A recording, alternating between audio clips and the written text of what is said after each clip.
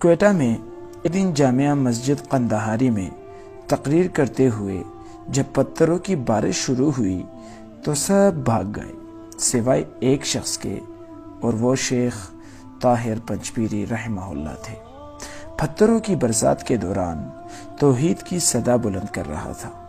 ایک سپاہی نے عرض کیا کہ بس کریں، سارا جسم تو خون سے لت ہو چکا ہے۔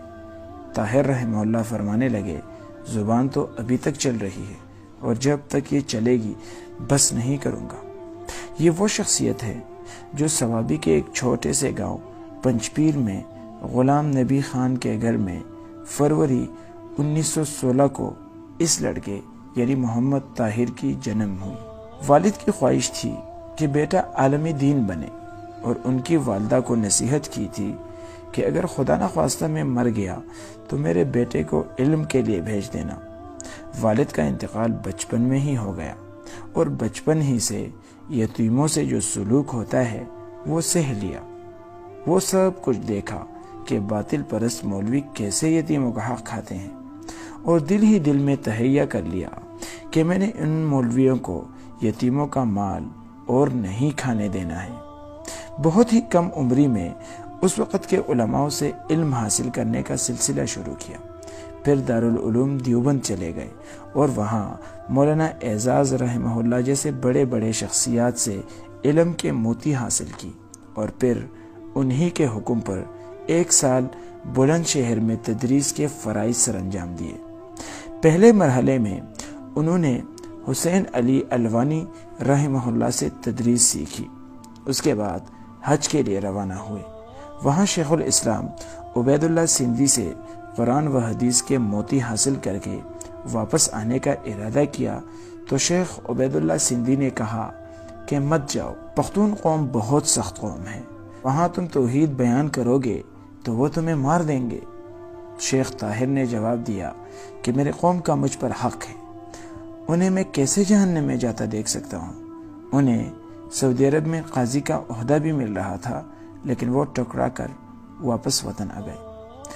واپس آئے تو ہر طرف اندھیرا ہی اندھیرا تھا، سارا قوم مخالف تھا۔ ہر طرف سے یا شیخ عبد القادر جیلانی، پیر بابا مدد وغیرہ کی پکار تھی، مطلب ہر طرف شرک و بدعات تھی، اور ان سب صداؤں کے درمیان میں ایک اللہ کی توحید کی صدا بلند کرنے والا تھا، اور وہ مرحوم طاہر رحمہ اللہ تھے۔ ابتدا اس نے اپنے گاؤں کے 2-3 لڑکوں کے لیے اپنے ہی پیسوں سے قلم، دوات اور تختیاں لی، اور ان کو قرآن کریم کی ابتدائی تعلیم دینے لگے، اور ساتھ ساتھ عقیدہ توحید بھی سمجھانے لگے۔ پھر باقاعدہ درس قرآن شروع کیا تو مخالفین عروج پر تھے۔ یہ شخصیت اکیلا ان کا مقابلہ کرتا چلا گیا، ہر باطل مخالف تھا۔ کوئٹہ میں جامعہ مسجد قندہاری میں تقریر کرتے ہوئے جب شیخ طاہر پر پتھروں کی بارش شروع ہوئی تو سب بھاگ گئے۔ شیخ طاہر میدان میں کھڑے رہے۔ ایک سپاہی نے عرض کیا کہ اب بس تو کریں، سارا جسم تو خون سے لت ہو چکا ہے۔ شیخ طاہر فرمانے لگے کہ زبان تو ابھی تک چل رہی ہے، اور جب تک یہ چلے گی بس نہیں کروں گا۔ ختم نبوت کی خاطر جب صوابی کے چوک میں گدے پر بیٹھا کر ہڈیوں کا ہار پہنایا گیا تو اس وقت شیخ صاحب سے پوچھا گیا کہ اب بولیں، کیا کہو گے؟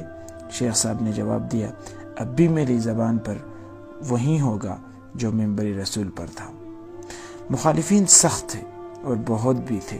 ایک اور دفعہ صوابی میں جب سخت سردی میں تالاب میں لٹایا گیا اور سینے پر بڑے بڑے پتھر رکھے گئے، پھر بھی اپنا مشن نہیں چھوڑا۔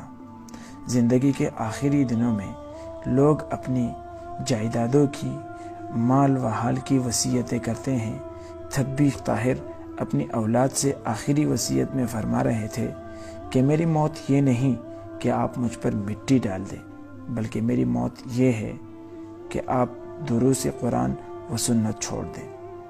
31 مارچ 1987 کو یہ علم و عمل کا باب بند ہو گیا۔ اے میرے خدا، جس نے اللہ اور اس کے رسول کا پیغام گھر گھر تک صحیح معنوں میں پہنچایا، اسے مجھ اور میرے والدین سمیت جنت الفردوس میں اعلیٰ مقام عطا فرمائے، آمین۔